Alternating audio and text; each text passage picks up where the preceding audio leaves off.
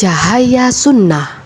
Apa hikmah Rasul terakhir dipilih dari suku Arab dan mengapa Bani Israel begitu diistimewakan dengan diturunkannya begitu banyak Rasul dan di kalangan mereka? Tentu tidak bisa kita mengatakan ada keistimewaan suku Arab, tidak ada sama sekali. Bahkan orang Arab sendiri sebelum diutus Nabi SAW adalah orang yang paling bobrok. Itu disebutkan, kata Umar, kami dimuliakan dengan Islam karena kami dulu makan bangkai, kami dulu sembah berhala. Ya, perempuannya dulu orang-orang Quraisy itu kalau ada laki-laki yang hebat, gagah, perkasa, itu disuruh istrinya gak bergaul sama laki-laki itu, supaya ada gennya itu turun gitu loh, supaya dapat spermanya nanti jadi anaknya jadi gitu juga. Itu keyakinan mereka pada saat itu. Tapi Islam datang mengubah semua karena Islam untuk seluruh alam semesta, agama Allah. Kalau kenapa dari Arab itu hikmah Allah Subhanahu wa taala. Sebagaimana juga Allah pilih dulu banyak nabi-nabi dari beragam macam suku, ya kan gitu. Itu yang dimaksud. Kemudian kenapa Bani Israel punya kelebihan? Karena doa Nabi Ibrahim alaihissalam. Bani Israel, teman-teman, Bani artinya keturunan. Israel nama lainnya Nabi Yakub. Yakub ini anaknya Ishak. Ishak ayahnya Ibrahim. Ibrahim alaihissalam pernah berdoa ya, untuk supaya Allah Subhanahu wa taala memberikan keturunan beliau jadi keturunan yang baik, dan Allah ijabah. Makanya Ibrahim mendapatkan julukan Abul Anbiya, bapaknya para nabi. Karena setelah Ibrahim alaihissalam semua yang datang keturunan beliau. Dari istri pertama ada Ishak, istri kedua ada dari Sarah, dari istri kedua ada Hajar, ada Ismail, dua-duanya nabi. Dari Ishak, setelah dua nabi ini datang setelahnya keturunan Ishak semua. Ada Yakub, gitu kan, ada Yusuf, ada Musa, kemudian ada Daud, ada Sulaiman, ada Ayub, ada Yunus, ada macam-macam nabi di sini sampai Isa alaihissalam. Semua dikenal dengan turunan Bani Israel. Israel sebenarnya nama lainnya Nabi Yakub, gitu kan. Jadi ini keturunan Ibrahim alaihissalam. Terakhir datang keturunan Nabi Muhammad SAW dari Ismail, dari jalur Ismail, gitu kan. Jadi ini cuma, dan kita perlu tahu suku-suku teman-teman di muka bumi ini yang Allah ciptakan itu variasi kehidupan, bukan untuk saling berbangga-bangga merasa lebih dari yang lain. Makanya Islam mengajarkan kita kalau masuk dalam saf sholat sama semua kan. Yang orang Arabnya, yang orang Melayunya, yang orang bulenya, yang orang Afrikanya sama, tidak bisa, tidak ada bedanya. Yang masuk pertama di saf tidak boleh dimundurkan walaupun dia tukang sampah. Haknya di depan Allah SWT. Di Arafah kita haji semuanya sama. Presiden pun pakai baju ihram. Dia tidak ada bedanya. Sama-sama dengan tukang sampah, sama kalau haji pakai baju ihram. Tidak ada perbedaan. Jadi sebenarnya itu cuma variasi kehidupan. Sebagaimana Allah ciptakan beragam macam buah. Bayangkan kalau cuma satu jenis buah pisang saja misalnya. Allah SWT ciptakan pisang, anggur, jeruk dengan beragam macam delima, ini, itu supaya memvariasikan kehidupan ini. Begitu pula dengan ragam suku, bahasa, makanan, hewan-hewan. Allah bisa ciptakan ayam saja misalnya, atau kambing saja, tapi Allah ciptakan kambing, sapi, ayam, kelinci, ada yang besar, ada yang kecil, ada yang apa namanya punya karakter menyerang, ada yang punya karakter lembut dan seterusnya. Semua itu untuk menjadi variasi kehidupan. Di zaman sekarang bagaimana bentuk contoh membebaskan budak? Kalau sudah ada budak baru ini dibahas tuh. Kalau sudah ada budak, nanti ada jihad. Kalau anda sudah hadapin jihad yang syar'i, kemudian menang, orang kafir di bawah naungan pemerintah Islam, di bawah naungan kita dapat bagikan itu. Nanti kalau pasukan Islam menang lawan pasukan kafir, misalnya 1000 orang lawan 1000 orang, menang orang Islam, orang kafir meninggal 300 orang, sisa 700. 700 itu jadi hamba sahaya, dibagikan kepada para mujahidin, gitu kan? Seperti waktu kasus perang Uhud pada saat Umayyah bin Khalaf menjadi tawanannya Abdurrahman bin Auf, tapi akhirnya terbunuh di tangan Bilal, gitu kan. Itu jadi tawanan dia, ya, ditawanan dia karena dia mendapatkan di kancah peperangan dan minta agar menjadi tawanan Abdurrahman. Itu jadi budaknya. Nanti tentu ada hukum-hukum syar'i. Ibadah kalau dia bebaskan, saya bebaskan kamu karena Allah. Kafir atau beriman, tidak ada paksaan. Budak tidak harus masuk Islam. Boleh dalam keadaan kafir, boleh itu hukum syari sendiri. Jadi dia bebasin hukum, atau dia jadikan sebagai kafarahnya tadi, ya. Atau diberikan kesempatan mukatabah, ya. Itu seperti itulah. Jadi ini terjadi di kancah peperangan jihad. Ada sebagian informasi yang saya temukan dari beberapa masyayikh di Saudi, kalau di Mauritania, di Afrika masih ada perbudakan ini, masih ada turun temurun. Dan biasanya di musim haji, khusus jemaah haji dari Mauritania di wilayah Afrika, itu masih ada turun temurun budak yang mereka kalau haji mereka bebasin di musim haji itu. Kamu bebas karena Allah, kamu bebas karena Allah. Jadi beberapa orang. Saya sempat dapat dari salah satu LSM di Saudi itu kurang lebih sekitar 10.000 rial waktu saya masih di sana mahasiswa, ya. Kalau sekarang kita sekitar 30 jutaan, itu bisa bebasin budak, bayar kafarah begitu. Saya pernah mendengar 3 sahabat yang tertawan oleh orang-orang kafir yang kemudian dipenggal, lalu setelah dipenggal kepala mereka bisa baca Al-Quran. Apa benar itu? Pada perang apa itu? Saya nggak pernah tahu tuh. Kepala sudah dipenggal bisa baca Al-Quran? Allahu a'lam. Saya nggak pernah tahu kalau soal itu. Saya pernah mendengar juga cerita tentang sahabat Nabi mencium punggung Nabi SAW karena ia pernah dicambuk oleh Nabi, karena Nabi menyatakan apa ia telah berbuat zalim. Ini bukan cium punggung ya, tapi perut. Itu terjadi di perang Badar. Seorang sahabat dari Ansar yang badannya agak gemuk. Saya lupa namanya sekarang, tapi kalau ikutin di materi sirah saya ada itu, saya sebutin. Orangnya itu gemuk, lalu Nabi SAW waktu ngatur pasukan dengan tongkat beliau, masuklah di saf, disuruh tata rapi. Orang ini kena agak besar badannya, Nabi SAW sempat sentuh perutnya mengatakan masuklah ke saf. Waktu pas kesentuh tongkat itu sedikit saya di perutnya cuma untuk mundurin di saf, lalu dia bilang, ya Rasulullah, Anda sakiti saya minta kisos. Di kancah peperangan, di saf pertama pasukan jihad, biasanya ini orang-orang yang paling bakti dengan Nabi gitu kan, ini minta kisos. Semua sahabat bilang, ya hai fulan, ya bertakwalah kepada Allah. Ini Rasulullah. Dia bilang tidak, Rasulullah sakiti saya. Ini kesentuh tadi, kesentuh kulit saya punya hak untuk kisos. Kata Nabi SAW, baiklah kisos. Dia bilang, ya Rasulullah, tadi waktu Anda sentuhkan tongkat Anda, baju saya sedikit tersingkap dan tongkat Anda menyentuh perut saya. Memang betul, begitu memang tadinya. Kesentuh tongkat itu ada bajunya yang terbuka kancingnya, rupanya kaitannya, maka kesentuh di perutnya. Dia bilang, saya juga mau ya Rasulullah. Sahabat yang lain marah, wahai fulan, ini Rasulullah dan ini di medan perang. Dia bilang, saya mau kisos. Pokoknya saya maunya kisos. Nabi SAW menyingkapkan sedikit perut beliau, ternyata sahabat tersebut datang memeluk Nabi SAW lalu mencium perut beliau. Lalu kata Nabi SAW, kenapa kau lakukan? Dia bilang, ya Rasulullah, tadi memang betul semua yang saya lakukan. Saya tidak bohong tuh. Artinya badan saya kena segala, saya memang melakukan. Tapi saya bukan mau mengkisos Anda ya Rasulullah. Anda sudah lihat ini musuh di depan. 1000 orang pasukan perang, semua dengan kudanya, semua persiapannya. Kita bisa habis nih 300 orang. Ini peperangan pertama Anda dalam Islam dan saya bangga bisa hidup. Dan saya ingin yang terakhir tersentuh dengan kulit saya adalah kulit Anda. Karena itu saya menciumnya. Ini kisah. Kalau ini ya, ini yang saya tahu Allah alam. Kalau tadi masalah yang pertama saya tidak tahu itu. Merujuk pada surah Al-Baqarah 207, apakah tafsir dari firman Allah ini bisa mengambil dalil bahwa para pelaku teroris ISIS dan sebagainya? Maksudnya? Tentulah tidak masuk, ini lain. Maksudnya mereka yang bom-bom duri sana sini, nggak masuklah dari Al-Baqarah 27. Jauh dari 207 iya gitu. Nah, masuk ini nggak mungkin. Allah membeli dari orang-orang yang beriman. Apa yang mereka lakukan? Perhatikan sebab nuzul ayat. Kita kalau ada ayat Al-Quran punya sebab turun, namanya sebab nuzul, atau hadis punya sebab wurud, kita harus tahu apa itu, maka kita akan tahu hukum syar'i. Kalau yang tidak ada, baru kita kembali kepada pendapat para sahabat dan tabi'in bagaimana menanggapi ayat tersebut. Jadi kalau ada sebab nuzul jelas, karena ini sebab turunnya jelas. Gara-gara Suhaib tadi mensedekahkan seluruh hartanya. Orang yang melakukan sebuah seperti ini karena Allah, dia untuk meninggalkan sebuah wilayah kafir, akhirnya dia mengeluarkan seluruh hartanya, insya Allah ini sangat baik, itu sangat positif gitu. Ya, jadi ini masuk dalam ayat. Tapi kalau yang lain-lain ini, itu sama sekali tidak masuk. Teman-teman sekalian garis bawahi. Ya, ini pendapat yang saya pegangin dan ulama sudah menyampaikan di Timur Tengah masalah ini. Dan saya tetap mengatakan teman-teman, kalau Mekah tempat lahirnya Nabi Muhammad SAW dan Madinah tempat meninggalnya Nabi SAW, Islam bermula sana, di akhir juga di sana. Tidak mungkin dua kota ini sesat. Nah mungkin sudah, karena memang banyak hadis yang menjelaskan masalah itu. Mendekati hari kiamat pun adalah Nabi SAW mengatakan akan keluar dari Madinah, gitu kan, anak muda yang paling terbaik pada saat itu dari sisi imannya. Juga kata Nabi SAW dalam hadis yang lain, Madinah, gitu kan, pusat daripada keimanan. Dia akan keluar seperti biawak keluar dari lubangnya dan dia akan kembali lagi. Yang mau belajar Islam kembali ke Madinah. Ini sudah jelas sabda Nabi SAW, seperti itulah. Jadi kita harus tahu teman-teman sekalian, ini pusat daripada agama kita. Jangan sampai kita meninggalkan dua kota ini gitu. Ya. Kalau kita lihat fatwa para ulama tentang berhubungan masalah bom bunuh diri dan segala, dari fatwa ulama di dua kota ini mustahil ada yang membolehkan. Tidak ada sama sekali. Jihad berperang, silakan masuk di kancah peperangan. Jangan bom Indonesia teman-teman, kesana ke Israel tuh. Gitu. Sana berangkat sana, bom sana gitu. Dan itu pun bomnya lempar bom, kita kepercik, mati syahid. Itu yang Anda lakukan. Ini bom Indonesia, bom orang Islam juga. Menganggap orang kafir kalau tidak sepaham dengan dia, dari mana ini teman-teman sekalian? Ini nggak ada. Jadi nggak bakal nyambung, apalagi mau disambung dengan Al-Baqarah 207 tadi sudah tidak sama sekali gitu.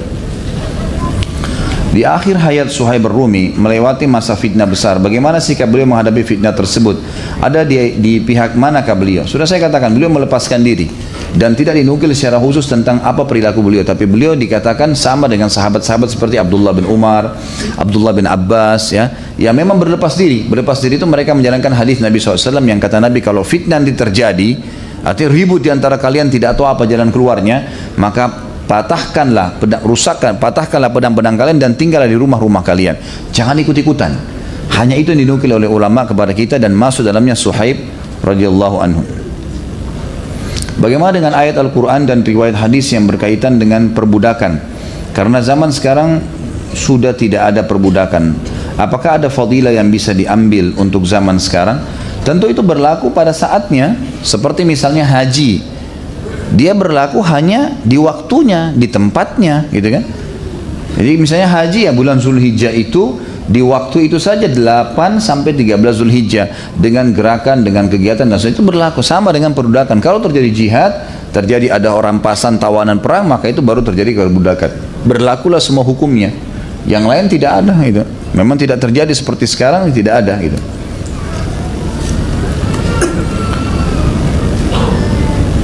Gimana pendapat Ustaz tentang kitab Hayatus Sahabah? Saya tidak tahu ini penerbitnya yang siapa yang maksud dan penulisnya siapa. Anda tinggal lihat insya Allah. Cara melihat buku begini. Lihat buku itu kaya dengan rujukan atau tidak. Kalau kita sekarang itu referensi footnote, ya, tulisan kecil di bawah. Misal dia sebutkan sebuah riwayat, ditulis angka 1 kayak buku ini gitu kan. Ini riwayat di sini disebutkan di buku ini. Ada rujukan. Dan yang dinukil kepada dia ayat Al-Quran, hadis Nabi SAW, insya Allah itu termasuk bagus.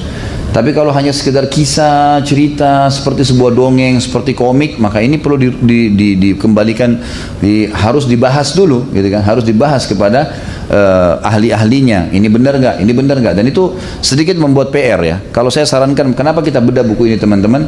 Saya pribadi belum sempat menulis kisah tentang sahabat, tapi saya menambahkan apa yang saya tahu dengan buku ini. Kenapa kita pilih buku ini dan kenapa saya minta panitia siapkan? Agar teman-teman tidak capek lagi mencari tentang referensi sahabat. Ini loh rujukannya.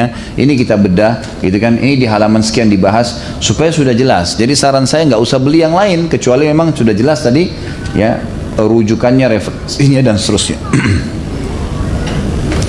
Apakah seorang yang berumah tangga bisa mencapai kedudukannya seperti sahabat Nabi Muhammad SAW? Tahapan seperti apa? Tentu saja. Tentu saja. Dan nanti akan ada teman-teman sekalian insya Allah setelah membahas sahabat-sahabat laki-laki, kita akan tablik akbar sahabiat perempuan. Saya tidak akan berhenti di sini. Insya Allah dengan izin Allah, selama Allah masih kasih panjang umur, Allah masih mudahkan semuanya, kita akan bedah 4 jilid sahabat laki-laki ini. Setelah selesai jilid keempat, kita akan masuk ke kisah sahabiat. Kita juga akan bedah buku lain, kisah tentang istri-istri Nabi SAW, sahabiat-sahabiat Nabi yang lain, itu akan kita pelajari semua kisah mereka. Dan insya Allah itu akan ada bahasanya. Tentu saja bisa. Ikuti sahabiat maka akan sama dengan kedudukan mereka insya Allah. Anda mau tanyakan bagaimana hukum bom bunuh diri di kancah peperangan, memerangi orang kafir. Sudah saya jelaskan tadi. Jadi nggak boleh. Di kancah peperangan pun tidak boleh. Dalilnya jelas, tidak pernah Nabi SAW, tidak pernah ada sahabat yang sengaja membunuh dirinya untuk bunuh orang lain. Mereka berhadapan iya, sampai detik terakhir. Mati ya sudah, mati syahid. Nah, seperti itulah. Kalau mereka mati karena luka, gitu kan? Seperti Sa'ad bin Rabi radhiyallahu anhu, sahabat Nabi yang mulia, itu kena anak panah dan luka. Akhirnya setelah selesai peperangan berapa hari baru mati, gitu kan? Tapi ini tetap Nabi SAW hitung mati syahid karena dia mati kena luka di kancah peperangannya. Penyebabnya itu. Maka seperti itu pemahamannya. Ini kalau masalah apakah tawanan perang dijadikan budak juga? Jawabannya sudah iya, jelas. Mengapa pemilik budak wanita boleh memperlakukan budaknya seperti seorang istri? Itu hukmullah. Allah mengatakan dalam Al-Quran seperti itu, ya. Allah mengatakan tentang masalah zina, illa ala azwajihim aw ma malakat aimanuhum, ya, yang artinya mereka tidak boleh meletakkan kemaluan mereka kecuali pada istri-istri mereka atau yang diberebut dengan tangan kanan mereka. Budak wanita memang hukum syar'inya begitu.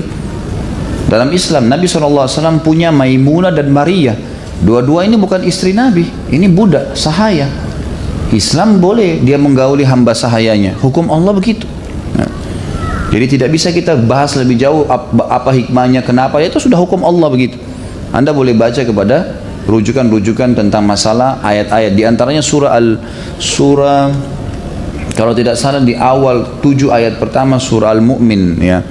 Itu membahas itu qad aflahal mu'minun dan seterusnya sampai akhir, ada dikatakan situ walladzina hum li furujim hafizun, dan orang-orang yang telah beruntung orang yang beriman, disebutkan tentang orang khusyuk dan seterusnya, dikatakan sampai salah satunya yang mereka menjaga kemaluan mereka kecuali pada istri-istri mereka atau yang mereka dapatkan dari tangan kanan mereka dengan peperangan. Jadi budak hamba sahaya memang boleh digaulin, gitu kan.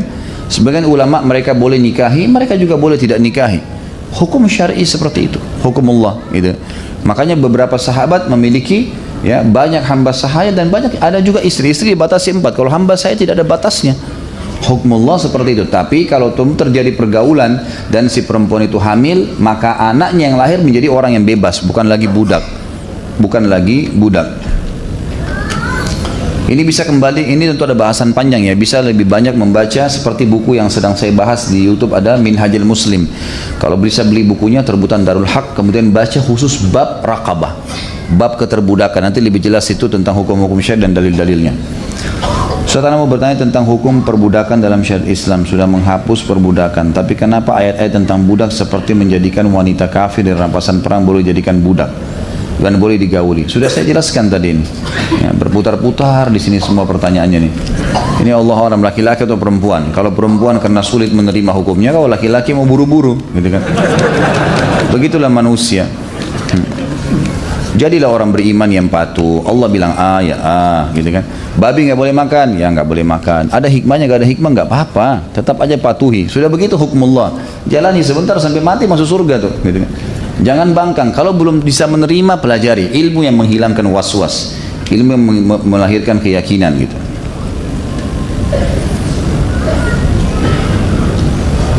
Apakah ada dalil kalau umat Islam harus mengikuti salah satu dari 4 imam? Contoh Indonesia mengikuti Imam Syafi'i. Tidak ada, tidak harus itu. Tapi 4 imam ini sudah disepakati oleh ulama kalau madhab mereka boleh dipegangi. Madhab mereka boleh dipegangin. Ya. Dan mereka ini kembali kepada dalil. Ini juga sudah saya bahas di Minhajul Muslim di YouTube, bisa dilihat, atau di web di www.khalidbasalamah.com itu ada Minhajul Muslim, diketik dan bahasan pasal sebelum pasal adab, akhir bab akidah ada kedudukan para ulama, ya, bagaimana bermuamalah dengan para ulama. Itu sudah saya jelaskan panjang lebar tentang masalah hukum-hukum seperti ini.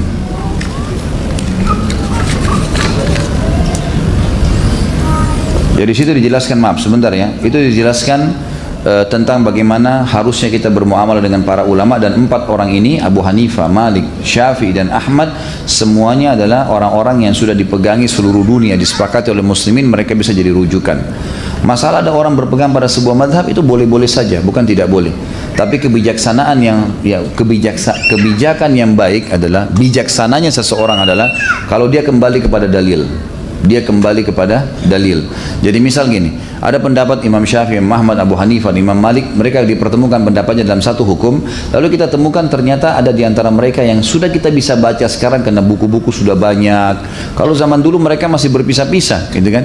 Imam Ahmad di Irak, Imam Malik di Madinah, Abu Hanifah juga di Irak, tapi Abu Hanifah sudah meninggal jauh, meninggal tahun 150 Hijriah, tahun lahirnya Imam Syafi'i. Imam Malik tahun 179, Imam Syafi'i meninggal 204, kalau tidak salah Imam Ahmad 240 sekian. Ini masa-masa kejayaan mereka, tapi ini pisah tempat semua, dan pada zaman itu ilmu satu sama yang lain yang mereka kuasai tidak semuanya sampai ke yang lainnya. Makanya Imam Malik rahimahullah pernah bertemu dengan Imam Abu Hanifah dan selalu berselisih pendapat nih, karena Imam Malik tinggal di Madinah. Imam Malik rahimahullah banyak interaksi dengan tabi'in yang belajar dari sahabat langsung, gitu kan. Maka Imam Malik sampai menulis dalam buku beliau, sampai kalau ada sebuah hukum yang belum jelas, maka perbuatan ahli Madinah bisa menjadi hujjah. Seperti misalnya waktu diperselisihkan masalah sa' itu takaran ukuran untuk zakat gandum dan segala. Jadi sa' ini yang mana nih dipegangi? Islam sudah nyebar sampai ke Irak, sampai ke Persia. Di sana juga ada sa', di Madinah juga ada sa', ada takaran. Maka kata Imam Malik, sahnya di Madinah jadi pegangannya. Karena ini yang diturun-temurun dari zaman Nabi SAW. Ini kan contoh saja ya. Imam Abu Hanifah waktu itu tinggal di Irak, dan zaman itu beliau banyak sekali orang yang mendustakan hadis, ya, mereka buat hadis-hadis palsu. Maka Imam Abu Hanifah sortir benar-benar tuh, nggak sembarangan. Jadi agak beda dengan mazhab Imam Malik. Imam Malik kayaknya kayak kesannya toleransinya banyak, gitu kan. Imam Abu Hanifah kayaknya super ketat, gitu kan, seperti itu. Dan kebanyakan menggunakan akal yang dijabarkan dari dalil yang sudah ada. Karena di zaman itu banyak pendusta hadis. Pernah satu kali Imam Malik bertemu dengan Abu Hanifah, dan murid Imam Malik berkata di Mekah, lagi haji nih, wahai Imam, tuh Abu Hanifah lagi ada di sana tuh, yang selama ini berselisih pendapat dengan anda. Imam Malik penasaran, ketemu. Lalu ketemu, kata Imam Malik, saya mau bertemu sendiri, murid-muridnya nggak ada yang ikut. Lalu Imam Malik berbicara panjang lebar dengan Abu Hanifah, gitu kan, masalah perselisihan dalil di antara mereka. Setelah selesai berapa waktu gitu, lalu Imam Malik berdiri ketemu sama murid-muridnya. Murid-muridnya tanya, bagaimana pendapat anda wahai Imam? Apa kata Imam Malik rahimahullah? Imam Malik mengatakan, saya telah dipertemukan oleh Allah dengan seorang laki-laki yang kalau dia mau buat tembok ini bisa berbicara, maka berbicara menyampaikan hujjah, karena hujjahnya sangat kuat gitu. Ini bukan orang sembarangan. Maka dari statement seperti ini, dan juga keempat imam termasuk Syafi'i dan Imam Ahmad, semua mengatakan apapun ya dari pendapatku yang bertolak belakang dengan hadis Nabi SAW, maka ambil hadis Nabi dan buanglah ya ke belakang punggung kalian pendapatku. Jadi jelas kita disuruh ikuti pendapat Nabi SAW. Bijaksananya seorang penuntut ilmu kalau dia mengambil ya dari empat pendapat ini mana yang lebih sesuai dalilnya dan kuat, apalagi sekarang kita sudah bisa menukil semua dalil mereka, gitu kan. Saya ingat waktu saya masih kuliah di Madinah, kita belajar masalah fikih. Subhanallah, terinci sekali tuh. Hukum jual anjing misalnya, Imam Malik bilang apa? Ini pendapat dalilnya, ini pendapat ini dalilnya. Imam Ahmad, Imam Abu Hanifah, Imam Syafi'i mengatakan apa? Lalu kita bisa dengan bijaksana melihat, oh ternyata dari empat ini dalil yang paling kuat ini rupanya, kan gitu. Seperti itulah. Maka itu kebijaksanaan yang kita bisa ambil. Jadi dengan begini juga kita bukan berarti tidak berpegang pada satu madhab, atau kita bisa mengatakan saya Syafi'iyah, tapi bukan berarti semua Syafi'i walaupun ada yang salah kita katakan jalani, tidak. Tapi kita terbuka untuk menerima pendapat yang lebih kuat, terutama hadis Nabi SAW. Bagaimana sikap kita menghadapi perbedaan ini sudah saya jelaskan tadi antara ulama. Di masjid tempat kami, Ustadz, membahas kajian dengan buku yang disusun oleh Muhammad Nawawi Al-Bantani. Siapa beliau? Allahu alam, saya nggak tahu. Dan saya minta tolong, kalau di pengajian saya khusus ya, saya minta teman-teman kalau di pengajian lain silakan, di pengajian saya tolong jangan tanya nama orang. Saya minta tolong, terutama kalau cari sahabat, tabi'in yang kita mau tahu tentang fadilahnya lain. Tapi kalau antum tanya kelompok ini apa, bagaimana mereka, si fulan ini bagaimana, itu mustahil, saya nggak akan jawab. Karena ini subhanallah banyak orang salah paham. Kadang-kadang saya jelaskan begini tentang sesuatu, kemudian orang bilang, oh suatu hal itu dukung tuh. Terus sebenarnya bukan masalah dukung ini, saya cuma menjelaskan, lagi ditanya saya jelasin mana yang benar, mana yang salah. Bijaksana kan dalam masalah seperti itu. Ini enggak, oh berarti ini mendukung nih, oh ini berarti begini, ini berarti begini. Jadi kita dianggap seperti aliran itu juga. Padahal sebenarnya bukan itu teman-teman sekalian. Jadi salah faham gitu kan. Jadi lebih baik jangan tanya kepada saya nama individu, dan saya sarankan teman-teman sibuk nanyakan halal haram, itu aja. Salah orang-orang ini jangan gitu. Kalau buku ini memang kebetulan saya tidak tahu, dan saya juga tidak bisa bahas tentang individu ya. Saya tidak membiasakan diri untuk itu karena tidak ada kapasitas saya. Kalau saya benar mungkin bisa dapat pahala, tapi kalau saya salah berbahaya, saya siapin musuh hari kiamat, gitu kan. Ini nggak mungkin saya lakukan. Apakah boleh akikah pada saat dewasa? Karena pada masa kecil saya belum diakikah karena orang tua saya awam. Apa hukumnya? Saya pernah dengar ceramah bahwa jika masih hidup tergadaikan. Ini khilaf di antara ulama. Pendapat ulama yang paling kuat sebenarnya mengatakan akikah gugur hukumnya kalau sudah lewat waktunya, gitu kan? Sudah lewat waktunya. Baik itu karena kejahilan, karena tidak tahu, gitu kan? Atau memang ketidakmampuan. Ini pendapat yang paling kuat. Misal gini, antum sudah lewat hari ke-7 memang tidak mampu. Memang miskin, tidak ada apa-apa. Nggak bisa. Kedepannya pun ini kayaknya tidak ada uang nih, nggak bisa. Allahu alam kapan saya punya duit. Maka ini pendapat pertama mengatakan sudah tidak ada lagi, gugur. Kecuali kalau antum misalnya punya gaji nih, antum pasti akan dapat, pasti, cuma sekarang lagi tidak ada. Atau orang tua lagi sakit, tiba-tiba kita harus bayar rumah sakitnya dan kita bisa. Nah ini pendapat masih dikecualikan. Dari pendapat pertama mengatakan kalau ada udur-udur syari begini dia masih boleh akikahkan. Pendapat kedua mengatakan terbuka. Kalau orang memang bukan sengaja meninggalkan akikah, ada orang tidak mau akikah, sudah tidak mau keluarin. Ini lain, ini sudah mutlak, disepakati oleh semua, tidak ada lagi akikah buat dia. Karena dia pungkirin dari awal lewat waktu dengan sengaja. Seperti orang yang lewatin waktu sholat secara sengaja gitu. Tapi kalau dia tidak tahu, memang dia belum mampu, maka ini pendapat kedua mengatakan boleh. Saya terakhir juga duduk di salah satu majelis di Masjid Nabawi, tapi saya tidak sempat tahu siapa syekh itu, karena hanya kebetulan pas umroh. Kemudian ada yang tanya tentang masalah akikah ini. Dan beliau membaca dari sebuah kitab yang beliau pakai dan sempat mengatakan akikah itu ya yang pendapat kedua yang dia pegangin, kalau boleh saya dilakukan kapan punya kemampuan, karena ada hadis Nabi SAW di riwayat Bukhari yang berbunyi jiwa itu tergantung dengan atau tergade dengan akikahnya. Pak Ustaz, bagaimana kita menyikapi gerakan Syiah yang selalu mencaci para sahabat dan Rasulullah SAW dan sampai saat ini masih tersorot ya? Tentu saja kita perangin ya, diperangin sini dalam arti kata perangin dengan ilmu, Pada saat mereka menyampaikan argumen yang salah, seminar tentang mencicah sahabat, kita membuat seminar yang mendukung sahabat, gitu kan? Pada saat mereka mengangkat pedang untuk memerangi orang yang mendukung sahabat, ya kita perangi mereka dengan pedang. Itu maksudnya dengan ilmu, pada tempatnya, hakim, bijaksana. Bukan berarti semua orang Syiah kita perangi dengan pedang, tidak. Didakwahin. Kalau mereka sampaikan pemahaman yang salah, kita luruskan pemahaman yang salah. Makanya Syekh Utsaimin rahimahullah punya pendapat yang bagus sekali masalah ini. Beliau mengatakan waktu ditanya, wahai imam, wahai syekh, bagaimana pendapat anda tentang Syiah yang sekarang sudah menyebar, sudah mulai banyak sekolah-sekolahnya, mereka buat seminar, mereka berinfak dengan uang-uangnya untuk mengembangkan pemahaman yang mencaci maki dan mengkafirkan sahabat. Kata Syekh rahimahullah, beliau bilang, kalau mereka buat 1 nadwa seminar, kalian buat 2 nadwa. Kalau mereka bersedekah 1.000 rial, kalian bersedekah 2.000 rial. Kalau mereka menyebarkan 1 informasi, kalian sebarkan 1 atau 3 informasi. Jadi saya ingin mereka di lapangan, nanti Allah akan tunjukkan kebenaran. Pada saat mereka angkat senjata memerangi ahli sunnah, maka ahli sunnah angkat senjata memerangi mereka. Seperti itulah, gitu kan? Jadi kita bijaksana dalam menghadapi semua itu. Bagaimana hukumnya secara syariat inseminasi buatan untuk tujuan memilih jenis kelamin laki anak? Saya belum tahu nih seperti apa nih. Saya tidak mengerti bagaimana. Tapi ada hadis Nabi SAW yang memberikan kita cara untuk mendapatkan anak laki-laki atau anak perempuan. Hadisnya hadis sahih, gitu kan? Kalau tidak salah di buku kita nanti ada bahasannya sebenarnya.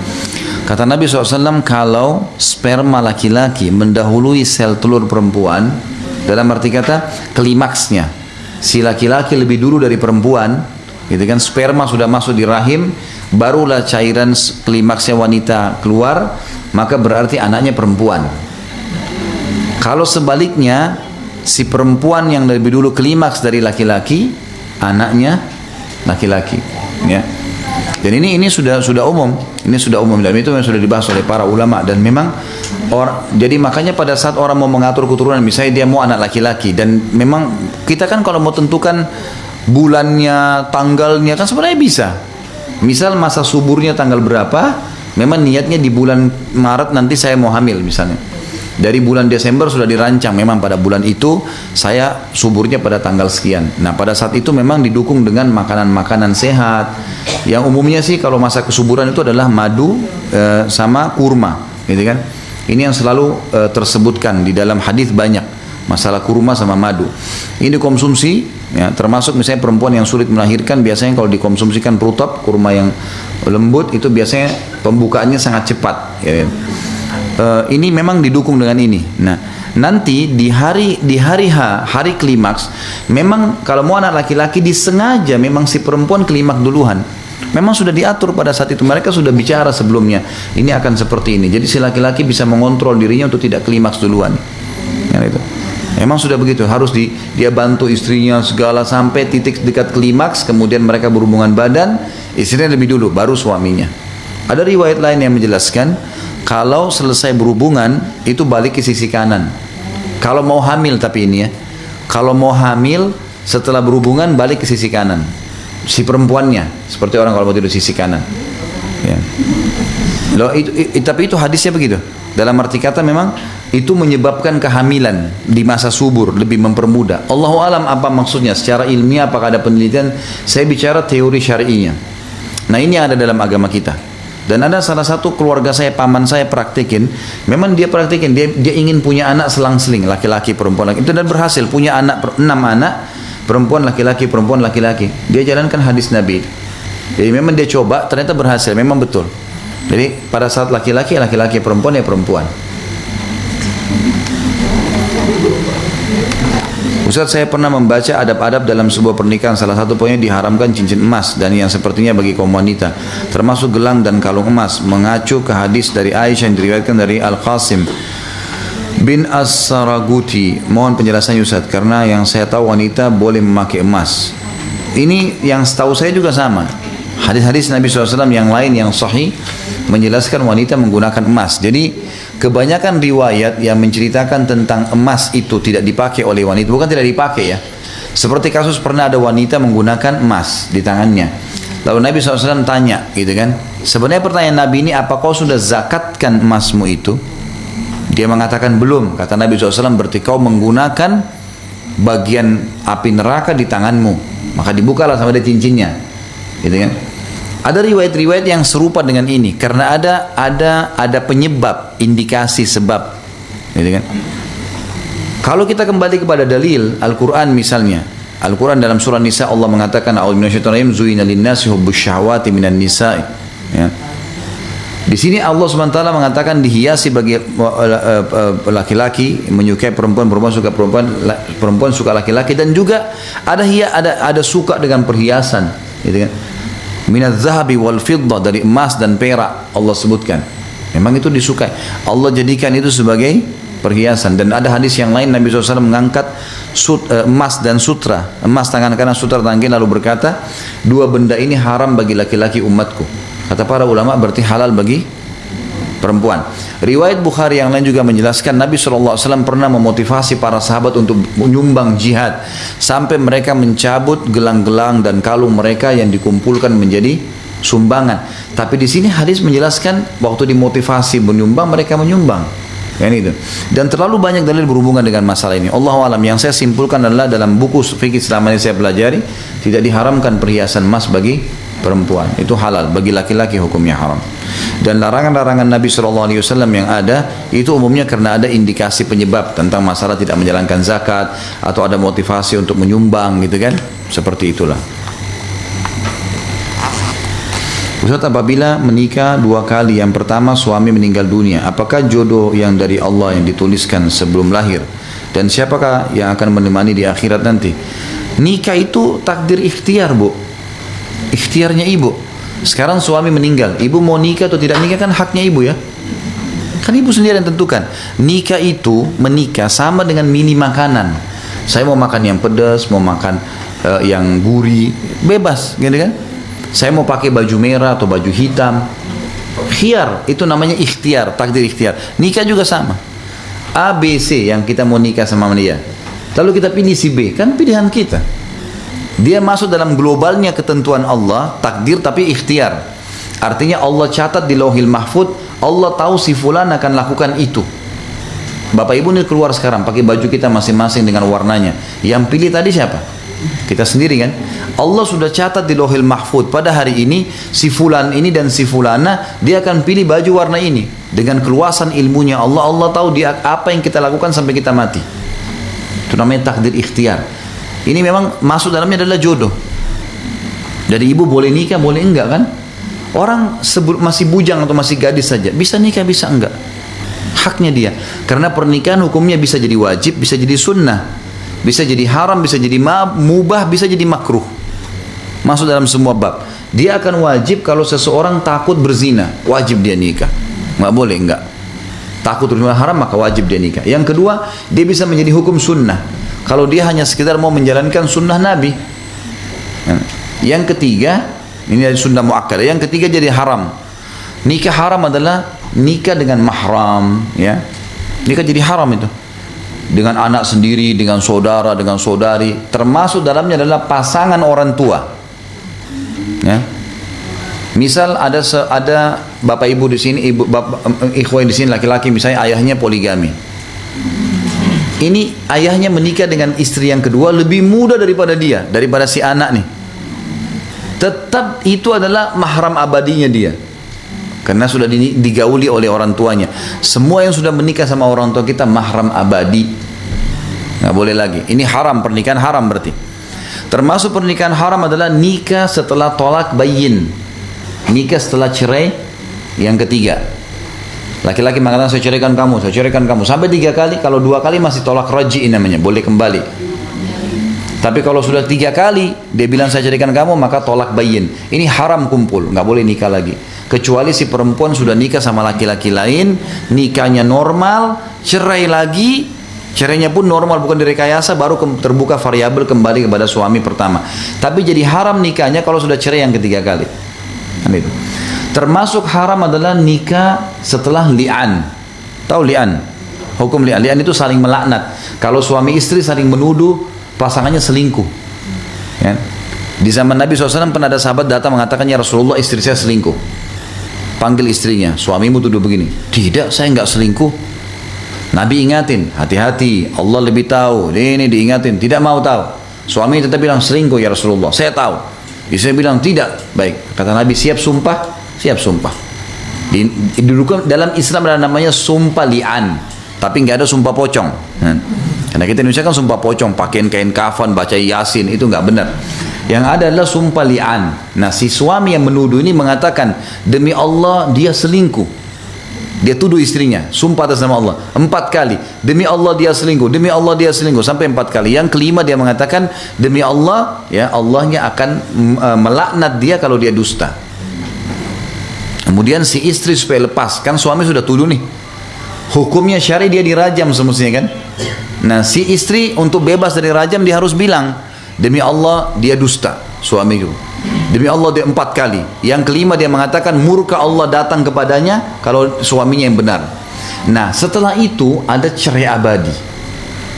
Ini kalau setelah li'an, cerai abadi, walaupun itu baru pertama kali, nggak dihitung tolak 1 gitu loh. Ini namanya hukum li'an. Nah, ini hukumnya haram, pernikahan yang haram. Ada pernikahan yang makruh. Pernikahan makruh itu adalah pernikahan yang dipaksa. Misal orang tuanya paksa, atau dia terpaksa nikah. Ini semua adalah nikah yang makruh. Ada nikah yang mubah. Mubah adalah orang kalau seperti masuk dalam halnya masalah melakukan poligami misalnya, mubah saja. Sesuatu yang dibolehkan dalam agama, gitu kan. Seperti itulah memahaminya. Jadi di sini yang dimaksud adalah ibu kalau misalnya menikah lagi, itu adalah pilihan ibu, takdir ikhtiarnya. Dan itu ibu boleh menikah, bukan tidak boleh. Ya. Baik, pertanyaan selanjutnya adalah siapa yang akan menemani di akhirat? Suami yang terakhir. Jadi kalau ibu mau tetap sama suami yang pertama, ya jangan nikah. Memang begitu. Makanya dalam sebuah penyebutan kata Nabi SAW ada 4 wanita penghuni surga. Yang keempatnya itu adalah salah satunya adalah wanita yang meninggal suaminya lalu punya keturunan, dia menahan diri menikah lagi karena takut anaknya terbengkalai. Itu dijamin surga baginya. Tapi dia bukan tidak boleh, dia boleh menikah. Cuman ulama mengatakan jadi makruh hukumnya kalau anaknya masih kecil, masih masa menyusui misalnya. Kan tidak mungkin dia mau layani suami, berikut juga anaknya mau disusuin. Apalagi ini laki-laki ini bukan anaknya, dia mungkin tidak bisa sabar. Sedangkan suami, ayahnya saja kadang-kadang masih rewel. Apalagi kalau laki-laki lain kan gitu. Jadi seperti itu Allah alam. Jadi bersama dengan suami yang terakhir. Tapi juga sebagai penutup Bapak Ibu sekalian dari pertanyaan ini, kalaupun ibu merasa memang harus menikah, jangan merasa bersalah ya. Menikah itu bukan aib dalam Islam. Bahkan saya selalu sarankan, jangan ada janda, jangan ada duda, gitu kan. Harus menikah. Nah, kecuali memang darurat kayak tadi, ada anak-anak kecil. Karena memang memiliki suami bagi wanita pintu surga, kan gitu. Memiliki istri bagi laki-laki pintu surga. Banyak sekali amal yang bisa dikerjain dan tidak bisa dikerjain selain menikah, gitu kan. Istri cuma layani suaminya, cuma buatin minum, buatin makan, layani di ranjang, azan sholat, mati masuk surga, gitu. Karena gitu ringan sekali. Laki-laki banting tulang cari nafkah, dia cari nafkah ikhlas untuk istrinya, anaknya, maka sama dengan mujahid di jalan Allah, pahalanya besar. Lalu kenapa tidak membangun rumah tangga? Mestinya kegagalan masa lalu tidak harus ditarik ke sekarang. Kita ambil pelajaran, oh ternyata yang dulu tidak soleh atau tidak solehah, sekarang saya harus cari yang begini. Nabi SAW adalah suami ketiganya Khadijah. Khadijah menikah 2 kali sebelum beliau dan meninggal dua-dua suaminya. Maka Nabi SAW bilang itu bukan aib dalam Islam, bukan aib. Yang aib itu kalau memang dipermainkan ya. Ada perempuan begitu subhanallah nikah cerai. Laki-laki juga begitu. Ini adalah orang yang mempermainkan, bukan niatnya ibadah. Maka Allah alam ini tentu dihindari. Kalau seperti kenapa di dalam Islam diperbolehkan menyetubui budak tanpa dinikahi terlebih dahulu? Ini sudah pernah ditanya yang lalu ya.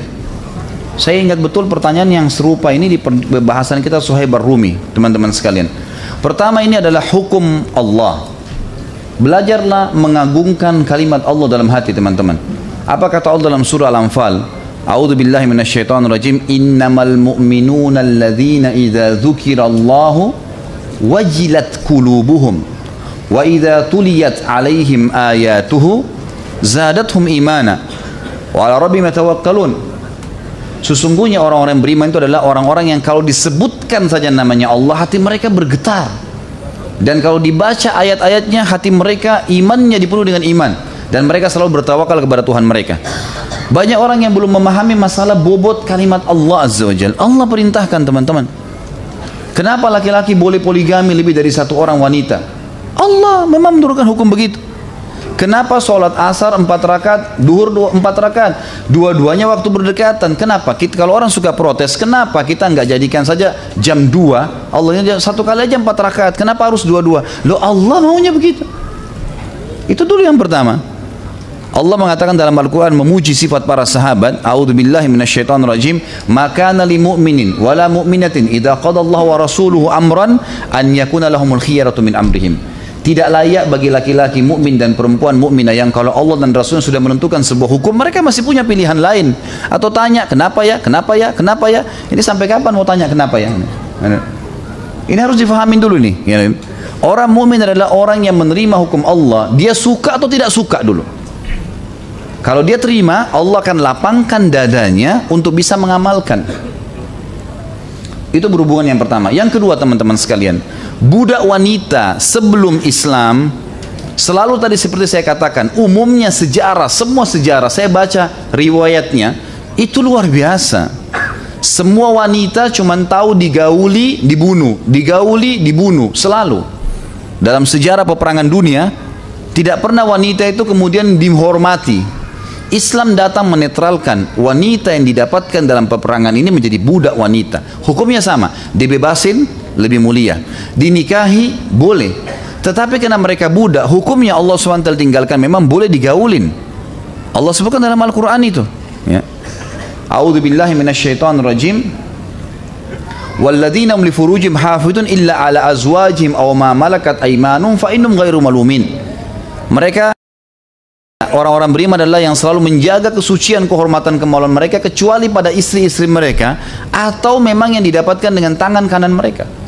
Allah halalkan, gitu kan? Memang sudah begitu. Disebutkan oleh beberapa ulama, apa hikmahnya sih sebenarnya?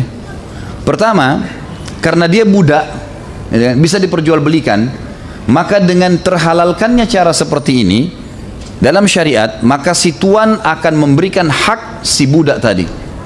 Memberikan pakaian, memberikan naungan, gitu kan?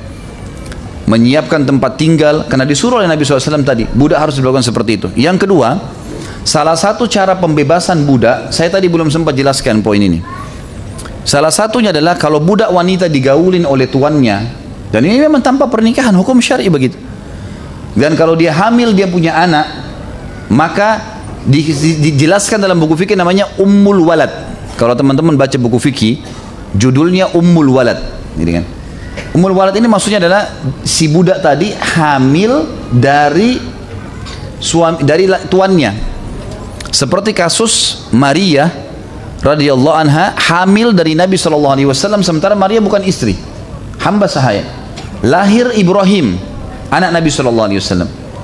Dan dalam hadis kata Nabi SAW, Ummul Walad, budak yang akhirnya hamil dari tuannya, akan menjadi bebas dari keterbudakannya setelah tuannya meninggal dunia. Dan hukumnya adalah hukum anak. Anaknya adalah anak, sah. Seperti anak dari istrinya, gitu kan? Itu hukum dari syariat kita. Sudah begitu hukumnya. Bolehkah zakat yang 2,5% dibagikan kepada saudara-saudara kita yang kurang mampu? Bagaimana cara pembagiannya? Boleh saja. Tentu saja boleh pada orang yang tidak mampu. Yang tidak boleh terima zakat jalur langsung ke atas dan jalur langsung ke bawah. Ayah, ibu, kakek, nenek ini semua nggak boleh terima zakat. Anak, cucu, cicit nggak boleh terima zakat. Ke samping boleh, paman, ponakan, sepupu semua boleh, nggak ada masalah. Benarkah kalau kita mempunyai Al-Quran lebih dari satu maka wajib dibaca seluruh Al-Quran yang kita punya secara bergantian? Enggak juga, enggak harus gitu kan. Tapi kalau misal ada orang yang membagikan Quran, kita membagi pahala buat masing-masing, itu juga bagus ya, enggak ada masalah. Karena intinya membaca. Saya lagi coba menghafal Al-Quran sedikit-sedikit ya, mau saya tanyakan bagaimana cara agar saya bisa cepat menghafal Al-Quran? Apakah harus pakai target? Apa saya harus melepas handphone agar fokus? Mohon jawabannya Ustaz. Tidak, yang penting ada gurunya, jangan sendiri. Akhi dan ukhti, kalau mau hafal Al-Quran jangan sendiri, harus ada temannya. Paling bagus kalau guru ngaji, memang dia guru Al-Quran. Kalau ada seorang hafid Quran temannya minta waktu, tolong saya mau ikut hafalan store. Kalau secara sederhana sebenarnya ikhwah dan akhwat sekalian, coba lowongkan satu hari 10 ayat. Begini sederhana matematikanya. Al-Quran itu satu Quran 30 juz itu ada 6.666 ayat, gitu kan? Kalau antum baca sehari, kalau antum hafal sehari 10 ayat, 10 ayat saja antum hafal sehari, berarti sebulan kalau 30 hari, berapa ayat antum hafal? Hah? Lulus nggak ini nih, matematika nih? Satu hari 10 ayat kali 30, satu bulan berarti antum punya 300 ayat. Diulangi setiap sholat ya, setiap sholat sunnah, sholat wajib dibaca. Baik, kalau satu tahun ada 12 bulan, berarti kalau satu bulan 300 ayat kali 12, 3.600 ayat, antum sudah hafal 15 juz. 2 tahun hafal 30 juz. Salah satu hari 10 ayat. Itu tolak ukur, antum tinggal tambah atau kurangin. Oh saya cuma bisa 5 ayat Ustaz. Oke, berarti 4 tahun masa hafalannya. Satu ayat sehari ya berarti 6-7 tahun baru hafal. Tapi bisa, asal mau. Intinya mulai dulu. Masalahnya kita belum mulai. Pepatah bahasa Arab, jarrib ta'rif. Coba kau akan tahu. Ini harus begitu. Ini tidak mendaftar di satu kampus, saya mau jadi mahasiswa sini, tapi nggak daftar, nggak bisa. Saya mau kerja di sini, tapi nggak pernah melamar, gimana? Saya mau nikah sama fulan, tapi nggak melamar, akhirnya dilamar sama orang lain.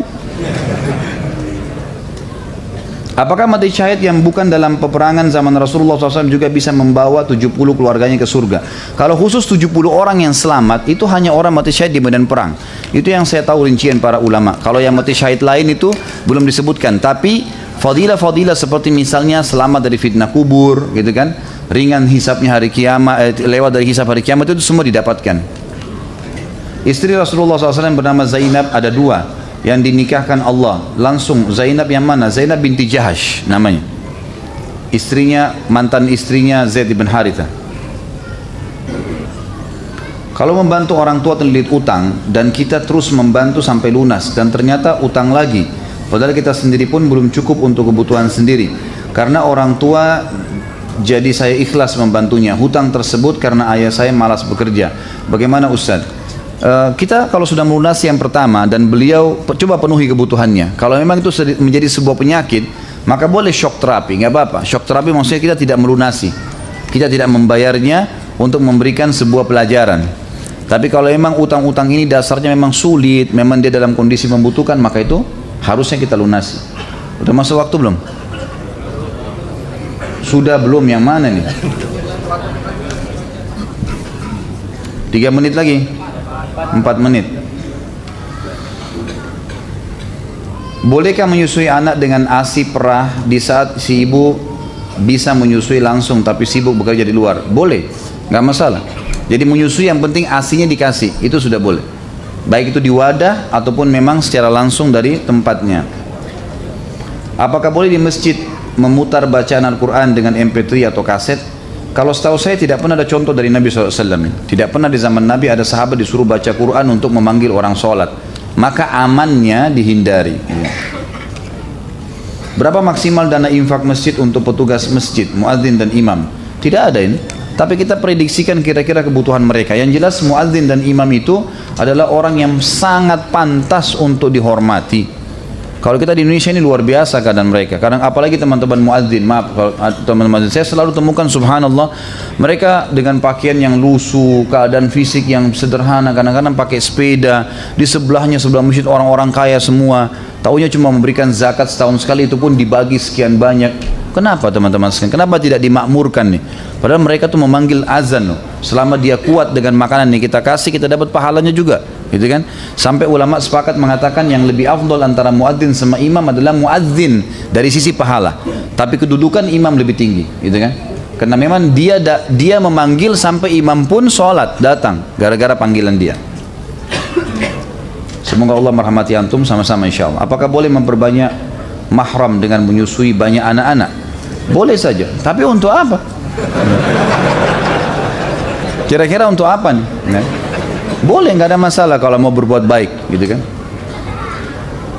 Pada hukum membebaskan hutang, apakah berlaku pada orang Islam saja atau berlaku pada orang kafir? Semuanya, Islam atau non Muslim bisa kita bebasin hutang, dan termasuk dalam hadis, gitu kan? Tadi yang kita sebutkan, dia akan dapat naungan Allah pada hari kiamat karena membebaskan orang yang terlilit utang. Bila ada seseorang mempunyai dua istri dan masing-masing istri mempunyai anak, apakah anak istri pertama dan istri kedua itu mahram? Mahram karena seayah. Jadi orang yang begini mahram teman-teman, ada yang seayah sama seibu, itu namanya dikatakan kandung kita di Indonesia ya. Ada juga saudara seayah, ini kasusnya kalau seorang laki-laki poligami, maka semua anak dari istrinya itu dari satu sperma, satu sumber, maka ini namanya saudara seayah, ini mahram. Saudara seibu, misal seorang janda meninggal suami atau dia cerai, punya anak, kemudian dia nikah sama suami yang kedua, lalu punya anak lagi, anaknya dari suami pertama dan anak suami kedua satu kandung, satu ibu, namanya saudara seibu. Dalam hukum warisan mereka dapat, gitu kan? Ini saudara semua. Bagaimana kalau orang tua banyak utang di bank? Apakah kita bantu lewat doa atau bantu mencari uang? Sementara saya masih di ma'had, ya semampunya lah, bisa mampu apa saja silakan. Yang penting teman-teman sekalian berbakti dengan orang tua. Saya sarankan lihat bahasan kita di YouTube, ada dosa besar ke-6 masalah bakti dengan orang tua. Orang tua itu adalah pintu surga kita teman-teman, jadi jangan disia-siakan. Makanya para ulama selalu mengatakan siapa yang meninggal orang tuanya sudah menjadi kecil pintu masuk surganya, dan siapa yang masih hidup orang tuanya maka pintu terbuka lebar untuk dia.